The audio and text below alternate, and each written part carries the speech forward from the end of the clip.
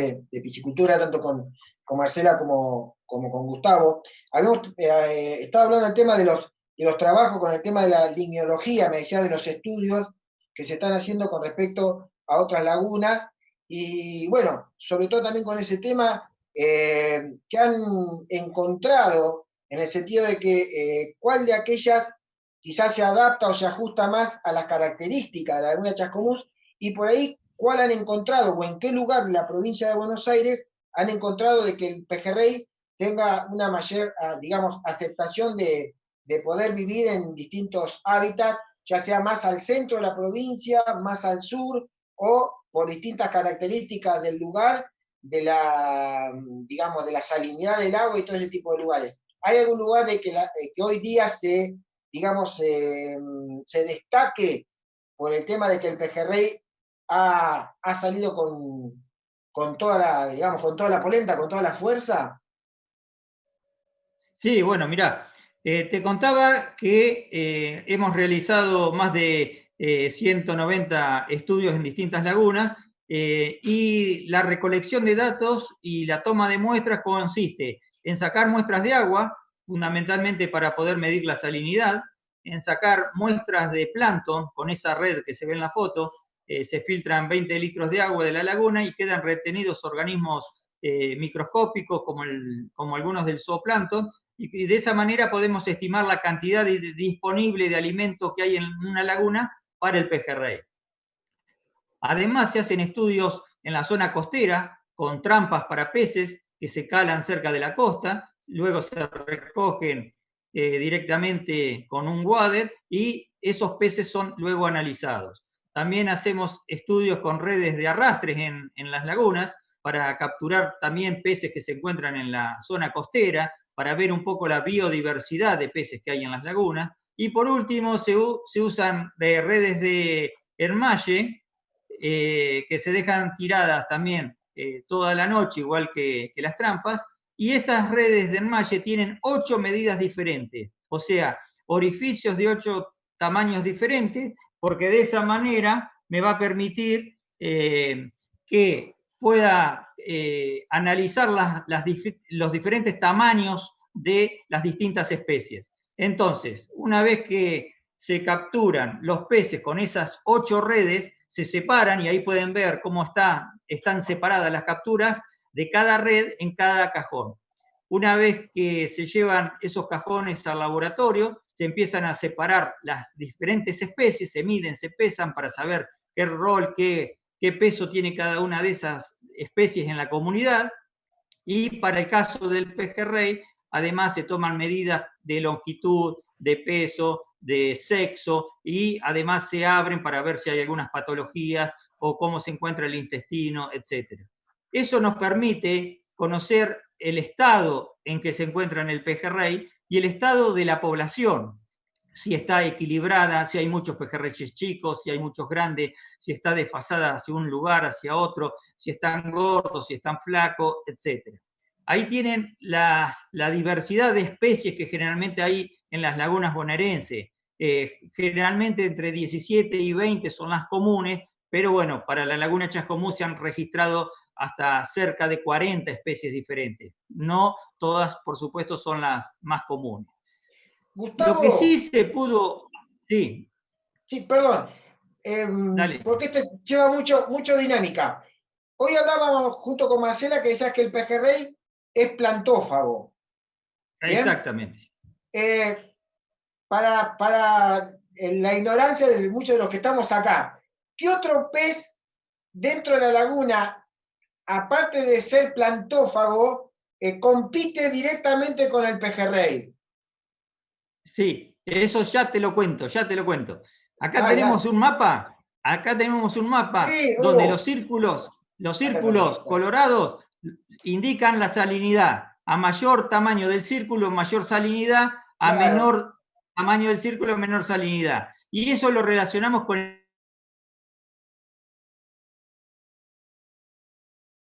Se ven en la altura del rectángulo amarillo. Entonces, cuando las lagunas tienen baja salinidad, tienen alta diversidad. Cuando las lagunas, como la de Chasicó, una laguna con altísima salinidad, tiene una sola especie o dos, que es el pejerrey y la madrecita de agua. Pero otra cosa que responde un poco a lo que me preguntaste es este mapa que está hecho, por supuesto, con esa base de datos tan importante. O sea, los círculos rojos nuevamente indican la salinidad y bajas salinidades y altas salinidades. Y el tamaño de los peces marca la cantidad de pejerreyes que se capturaron haciendo ese estudio con esa red estandarizada. Entonces, podemos ver claramente que las lagunas que tienen alta salinidad tienen altas capturas de pejerrey, o sea que tienen poblaciones de pejerrey muy importantes. Si vamos a la zona nuestra, partidos de Chascomús, Lezama, Castelli, Pila, Dolores, Maipú, etcétera, lo que podemos observar que las lagunas son de agua dulce, o sea que tienen poca salinidad y que en líneas generales, generalmente las poblaciones de pejerrey no son tan abundantes porque además, como vimos en la diapositiva anterior, hay mucha diversidad. O sea, que las lagunas, cuanto más salinidad tienen, son beneficiosas las poblaciones de pejerrey porque hay menos diversidad de otras especies y todo el plancton queda a disponibilidad del pejerrey. En cambio, como decías y preguntabas los que estaban mirando el programa, hay también especies que se alimentan de zooplancton. Para el caso de la laguna Chascomús hay dos especies más. Una es el bagarito o porteño y otra es la mandufia.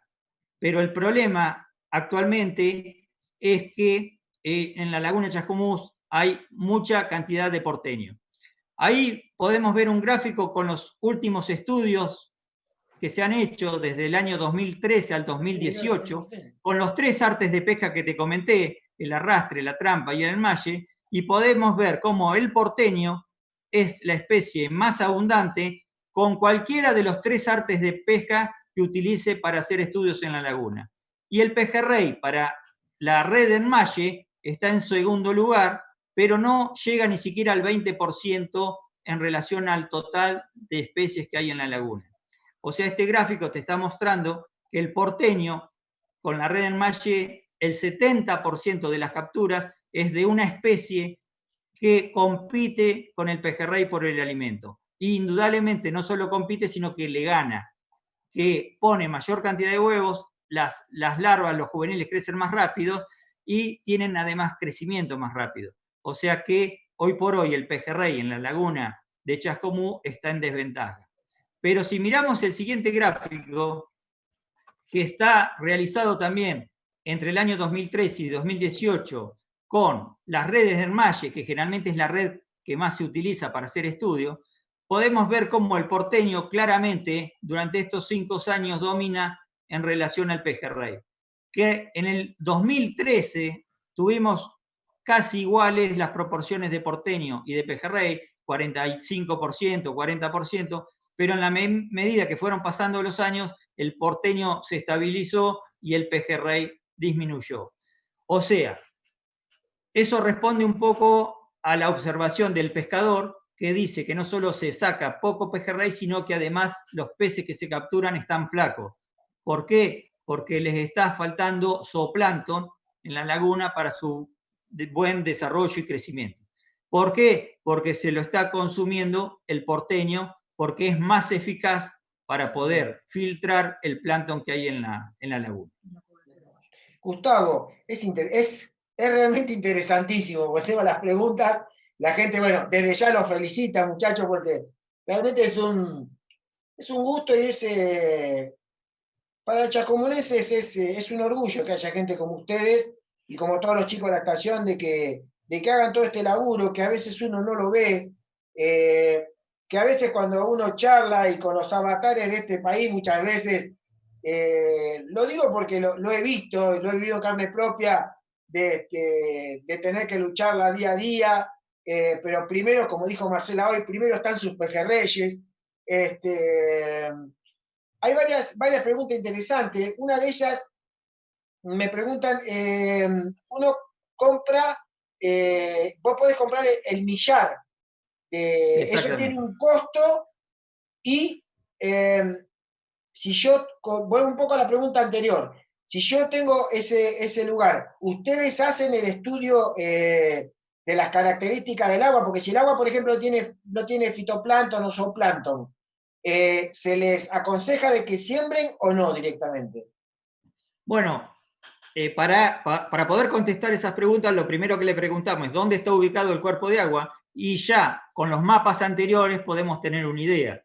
Pero si además analizamos la salinidad o nos traen una muestra de esa laguna para medir la salinidad, ya podemos pensar qué especies puede haber y cuáles por esa salinidad ya sabemos que no van a estar. Y si además nos traen unas botellas de agua que recolectaron de la laguna, también podemos medir la cantidad de zooplancton. O sea, se lo asesora a aquel interesado que quiera adquirir alevinos o juveniles de pejerrey. Hay una serie de conversaciones, de asesoramiento, y se puede estimar el éxito o no de una siembra en determinada laguna, ¿no? Gustavo, Marcela, acá hay una pregunta que también es muy recurrente, sobre todo en los chascomunenses. Yo también lo tenía visto, lo vi un par de acá de preguntas con respecto a lo que son las especies invasoras. Y bueno, y yo creo que la frutilla del postre de las invasoras es la carpa. Hablanos un poco de este pez y cómo influye no solamente en el pejerrey, sino dentro de un hábitat que no es el propio. Sí, bueno, indudablemente las especies introducidas, cuando se aclimatan y se acomodan a lo que es el ecosistema, en realidad hay algunas de ellas que tienen producciones explosivas y pasan a ir invadiendo un montón de ambientes, que es el caso de la carpa. La carpa fue detectada en la laguna Chascomús en la década del 80, pero ya se sabía que estaba en el Río de la Plata, etcétera. Incluso se hicieron varias tesis haciendo el seguimiento del avance de la carpa en todas las lagunas bonaerenses, incluso más al sur de la provincia de Buenos Aires. Se hicieron estudios, los primeros estudios apuntaron a ver qué impacto tenía la alimentación de la carpa con relación a los huevos y alevinos de pejerrey, y se vio que el impacto era mínimo, que prácticamente no es que se alimentaran de huevo de pejerrey y que no tenían un impacto sobre los huevos o alevinos de pejerrey. Pero sí, por supuesto, se hicieron otros estudios, y como es un pez que se alimenta fundamentalmente del fondo, ha producido indudablemente alteraciones en el fondo, seguramente produjo también alteraciones en la vegetación acuática. Es un pez más que está en la laguna, que respira, que se alimenta, pero sobre todo tiene impacto sobre el fondo de la laguna. Estas carpas en determinadas lagunas tienen condiciones ideales y realmente se han reproducido y tienen crecimientos muy, muy rápidos, pero esas lagunas también son justamente lagunas donde tienen muy buenas poblaciones de pejerrey. Entonces, por ejemplo, en la zona de Trenquelauquen, en la laguna Las Tunas, no solo hay poblaciones muy importantes de pejerrey, sino también muy importantes de carpa. Tal es así que en esa zona existe la pesca comercial de carpa. La carpa es una especie, es la especie que más se consume en el mundo, es la especie que más se cultiva en el mundo, y acá en nuestras lagunas se cría sola, por supuesto, con crecimientos muy rápidos. Entonces, existe la posibilidad de capturarlas, por supuesto con permisos del ministerio, de hacer capturas, comercialización, y ahí ven dos pescadores haciendo arrastres en la laguna de Las Tunas con una cantidad muy importante de carpas, cuyo promedio de peso era de 3 kilos. Y incluso se han adaptado frigoríficos de otras especies, de mamíferos, frigoríficos incluso de liebre, para el procesamiento de la carpa. Hoy por hoy hay pesca comercial de carpa y sobre todo hay exportación. Hay una parte para el mercado interno, pero también hay exportación de carpa. O sea que es una especie que desde el punto de vista comercial tiene su interés, ¿no? O sea que, a ver, hoy estábamos hablando de lo que es el recurso, nace la idea de la estación con el tema de lo que es cuidar el recurso ictio, lo que es en la parte del pejerrey, pero en este caso, obviamente con gente como ustedes que están en el tema y que saben, podría llegar a tener una salida, no sé si decirlo industrial, porque también está lo que es la harina de pescado, no sé si es, hablo porque no conozco el tema, no sé si la harina de pescado también sale de lo que es la carpa. ¿Se puede llegar hasta encontrar algún punto de industrialización de esta especie usando un sector de la laguna? Lo doy como un ejemplo, ¿eh? Sí, bueno, acá nuevamente tenemos que hacer una clasificación de las lagunas, entonces hay que evaluar en cuáles son aquellas lagunas donde las poblaciones de carpas son más abundantes, donde tienen mayores crecimientos, pero sobre todo aquellas lagunas donde es más fácil pescarla, porque como Claro. veíamos en la diapositiva anterior, en esa zona hay pejerrey y carpa, y en la zona costera hay solamente carpa, o sea que con muy poco esfuerzo pesquero realmente capturan una muy buena cantidad de carpas, que dudo que para las zonas de las encadenadas de Chascomús y Lezama, dudo que sea tan fácil capturarlas, ¿no? Pero bueno, es cuestión de hacer estudio, es una carne que se come, como te decía, en todo el mundo, y que en Argentina, por supuesto, ya se han hecho varias pruebas con éxito de hamburguesas de carpa y otros productos o bastoncitos o formitas con carne de carpa que también se ha visto que tienen buen consumo. Una pregunta que también les quiero hacer ya en forma personal. Yo hace muchos años tuve la oportunidad de ir a una piscicultura en Mendoza. Me acuerdo que era de un alemán, y él me habló de un pez que hace muchos años, quizás muchos chascomunenses ya de mi edad o más viejitos que yo, se acordarán de un pez que lo habían introducido pero que nunca tuvo éxito, y muchos lo confunden con la carpa. Yo cuando fui a esa piscicultura en Mendoza, me dijeron que el pez se llamaba algo así como el soijú. ¿Tiene algo que ver con esta carpa? Sí, bueno, mira, sí, son parientes cercanos, pero en realidad hay una gran diferencia que es el tipo de alimento que consumen. Entonces, vos que tenés unos cuantos años, igual que yo, Gracias.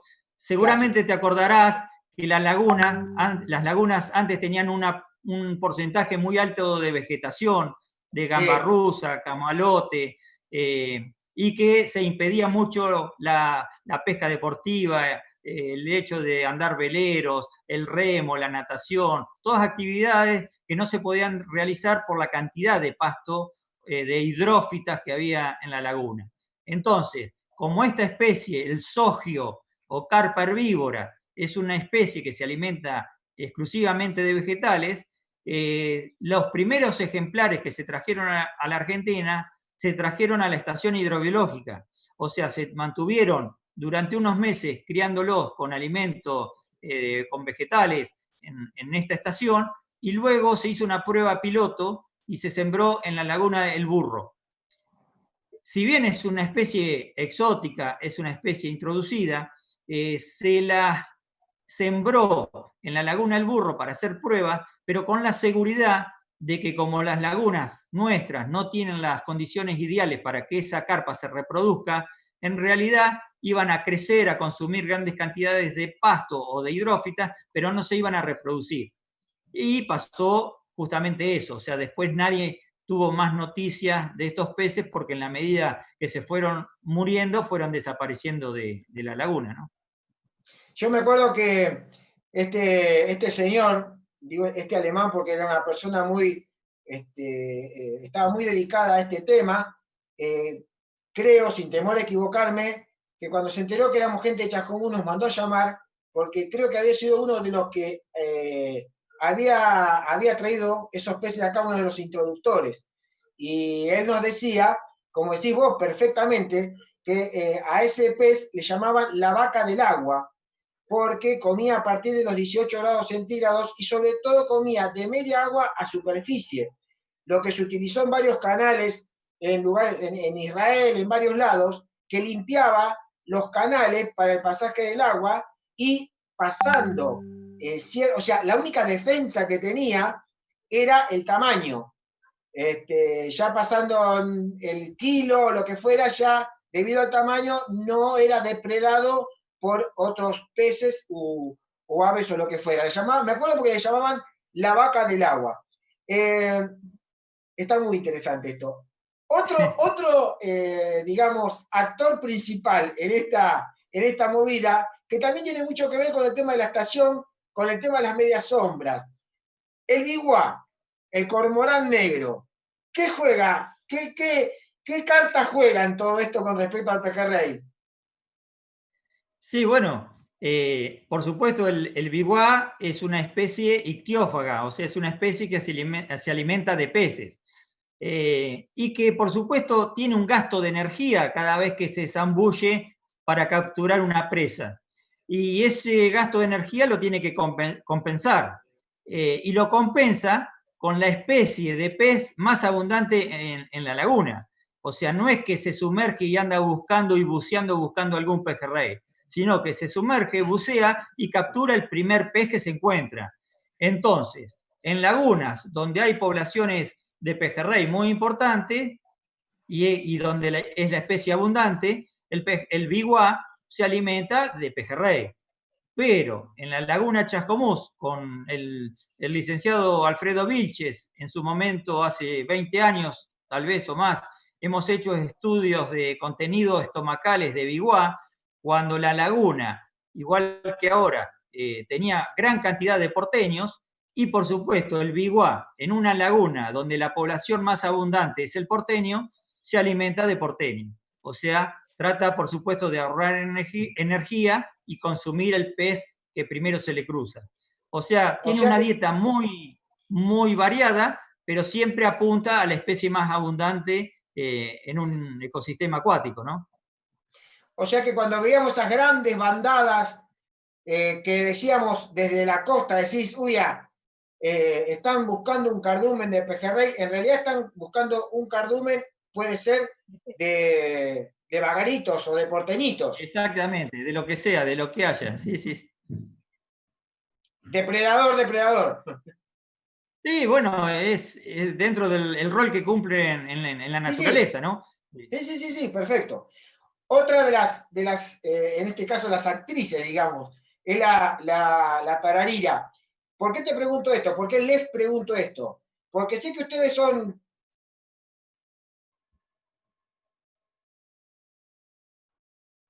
y a mí me llamó la atención, es, ustedes estuvieron haciendo hace unos años unos trabajos con respecto a la tararira, no sé si era de reproducción o algo por el estilo. ¿Nos pueden contar algo de eso, chicos?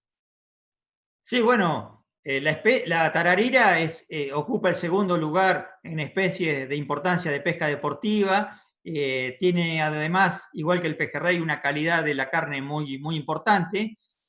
Por lo tanto, se hicieron algunas experiencias de reproducción en la estación hidrobiológica, así que teníamos unos buenos planteles de tararira, pero en la medida que consumíamos cada vez mayor cantidad de agua en este establecimiento, los pozos de agua se fueron salinizando.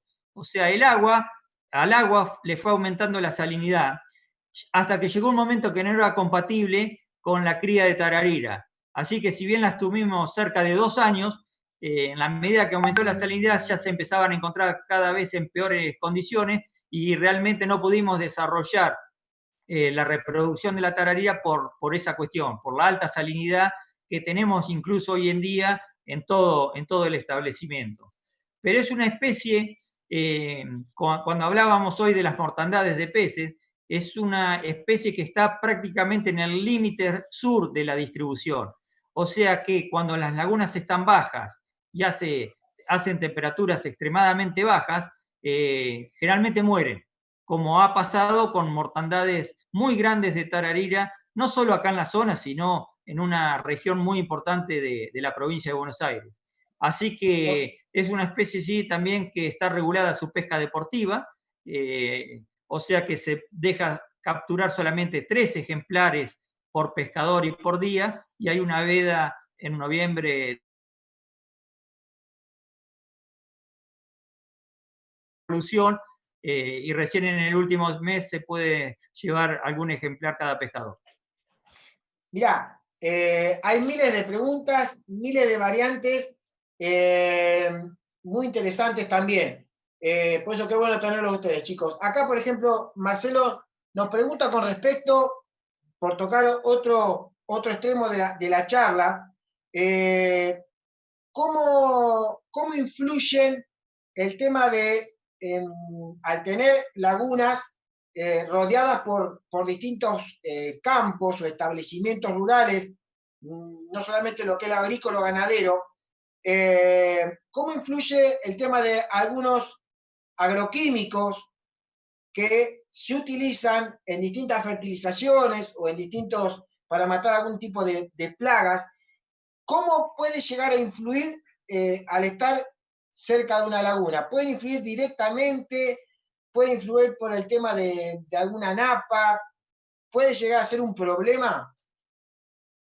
Sí, bueno, todo el tema de contaminación de los cuerpos de agua de las lagunas es un tema bastante nuevo y que nosotros no realizamos, no desarrollamos, ¿no? Está bien. Pero depende mucho también de la zona. Hay zonas que son exclusivamente agrícolas, hay zonas que son más ganaderas. Yo creo que acá en la zona de Chascomús es más que nada más ganadera que agrícola, si bien algunos campos pueden tener este tipo de actividad y estar cerca de alguna laguna.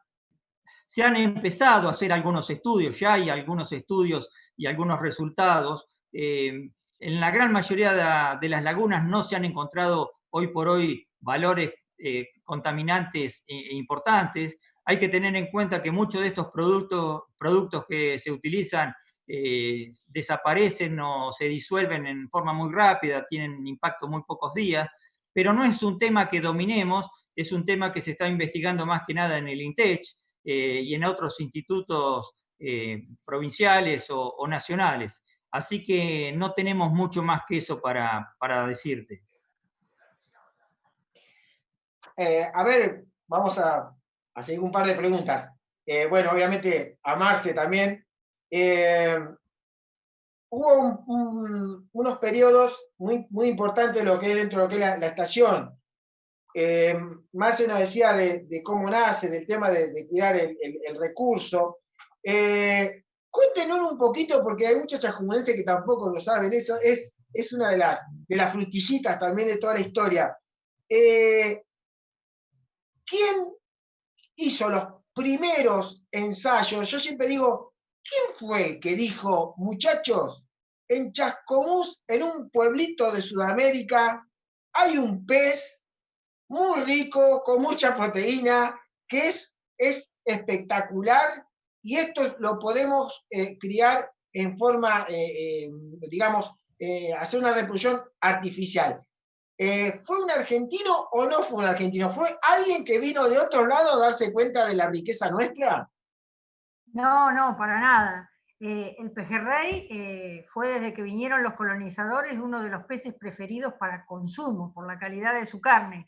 De hecho, pejerrey quiere decir pez de reyes, porque El pez de rey. las mejores presas siempre se daban a los reyes. Y cuando vienen la gente que comienza a clasificar las especies de peces y eso, se dan cuenta, bueno, que este pez tenía una excelente calidad de la carne. Después que era una de las presas más preciadas por la gente para el consumo. Después se empieza a desarrollar normalmente la pesca deportiva, y lo que nosotros tenemos son los primeros registros en cuanto a escritos.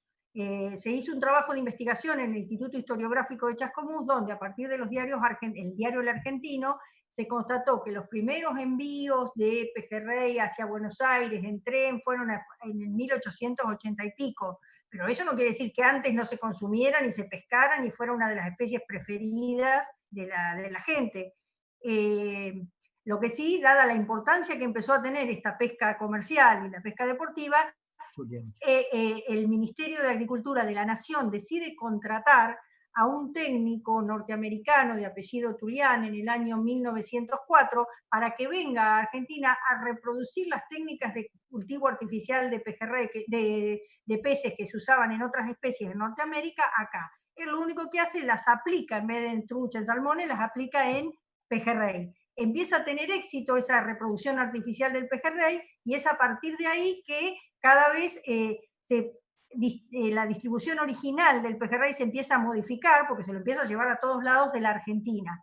Y después, esa estación de piscicultura original del Ministerio de Nación, que era el antiguo vivero a orillas de la laguna, es reemplazada por la construcción de la estación hidrobiológica por parte del Ministerio de Asuntos Agrarios de la provincia. Pero no es que vino nadie a descubrirlo, esto se pescaba desde hace muchos años y se lo clasificó como uno de los peces de mejor calidad para el consumo. Pasa que, bueno, lo que no tenemos son registros.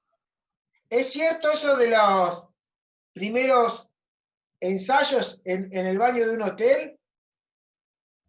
Sí, sí, fue ahí en esa época, se utilizó el hotel americano donde se logró por primera vez, o sea, en la laguna, hacer la reproducción artificial, o sea, desovar una hembra, fecundar en seco, o sea, sin agua con el esperma del macho, agregar agua de la laguna para que se activen los espermatozoides, y a las pocas horas pudieron ver a través de un microscopio que esas ovas estaban fecundadas.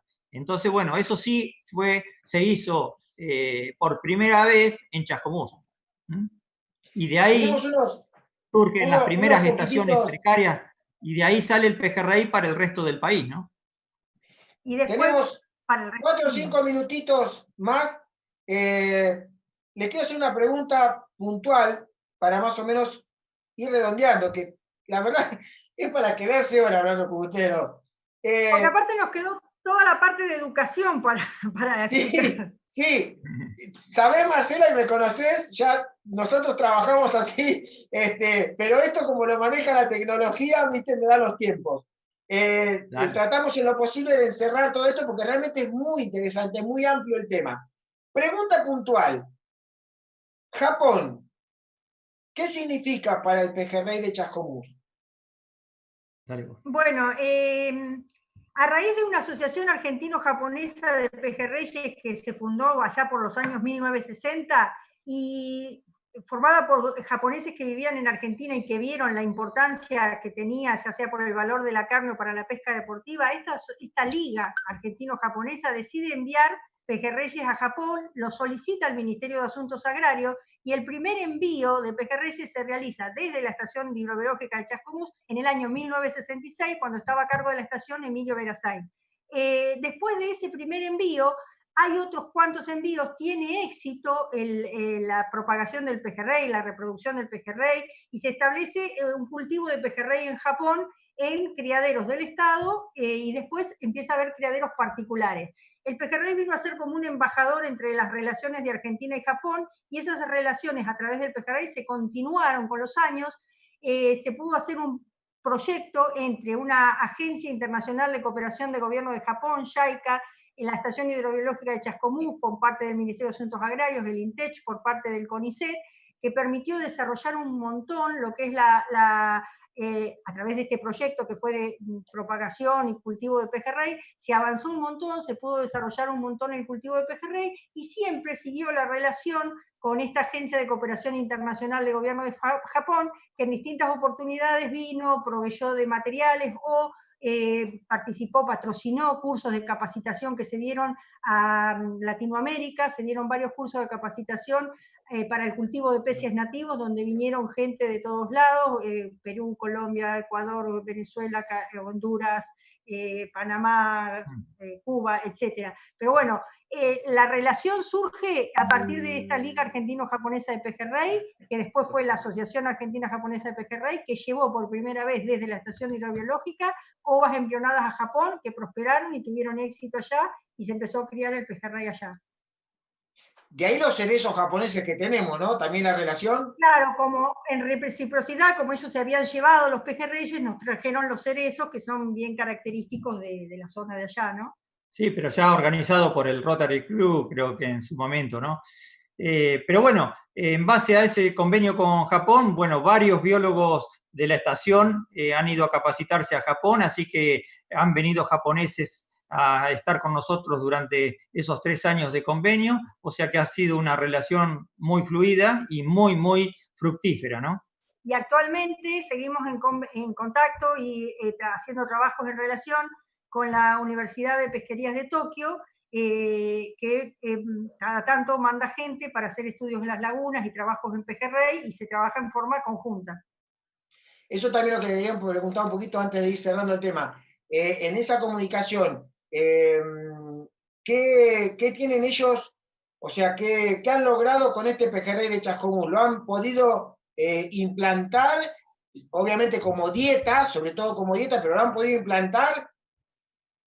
Sí, bueno, en un momento llegó a haber hasta 14 criaderos de pejerrey cuando la economía de Japón andaba muy bien. Entonces, esos criaderos comercializaban generalmente el pejerrey en forma viva. O sea que había muchos restaurantes que tenían peceras con pejerreyes donde el que iba a comer podía elegir qué pejerrey quería consumir.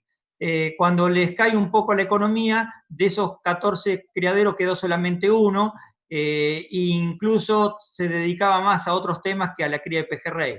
Pero nosotros hemos estado en ese criadero, ese criador de pejerrey de Japón, el más importante, ha venido varias veces acá a Argentina y a la estación hidrobiológica, y bueno, hemos entablado una relación y contado cada uno sus experiencias en la cría de este pez, ¿no? Muy bien, chicos. Bueno, miren, acá me están dando como en la tele, ¿viste? Que ya viene el corte. Sí, sí. Me quiero despedir de ustedes dos. Realmente lo digo, se lo dije varias veces, y yo creo que todos los chacomunenses que estamos metidos en este tema y la gente de afuera que está descubriendo este nuevo mundo, nosotros como chacomunenses, lo digo en nombre de todos, nos sentimos orgullosos de gente como ustedes, gente como los que están también adentro, laburando también codo a codo. Vuelvo a repetir, acá no hay sábado, domingo, no hay feriado, pero nuestros pejerreyes nos representan a nivel mundial. Yo siempre digo que es Maradona, Messi en Japón y lo que es el pejerrey de Chascomús.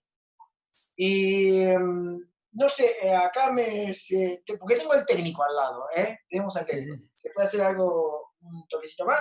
Bueno, yo quiero, Gustavo, para terminar. Nos han dado, claro, Gustavo, ¿viste cómo es esto? Sí. Ustedes me conocen, yo estoy acostumbrado a estar con 50 personas y de golpe estamos en la cámara. Hacemos